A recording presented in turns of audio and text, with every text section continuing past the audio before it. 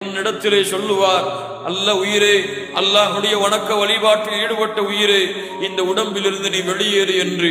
அல்லது பாவம் செய்திருந்தால் பாவமான நிலையிலே அல்லாஹ்வினுடைய மரணத்தை ஏற்படுத்தினால் அல்லாஹ் பாதுகாப்பானாக. கெட்ட உயிரே, அல்லாஹ்வுடைய கோபம் உன் மீது இருக்கக்கூடிய நிலையிலே உடம்பிலிருந்து வெளியே வா என்று அழைப்பார்கள். அந்த அழைப்பிற்கு யாரும் மறுக்க முடியாது. எந்த ராணுவ பட்டாளங்களும் அதை பாதுகாக்க முடியாது. எந்த மருத்துவர்களுடைய மருந்தும் அந்த நோயை தீர்க்க முடியாது. அந்த நோய் தீர்க்க முடியாத நோய் கண்ணியத்துக்குரியவர்களே, அந்த மரணம் நம்மை வந்தடைந்து விட்டால் யாரும் எம்மை பாதுகாக்க முடியாது. எங்கும் ஓடி மறைய முடியாது, எங்கும் தெரித்து விட முடியாது. அல்லாஹ் ஒரு நிமிடம் பிற்படுத்தவும் மாட்டான்.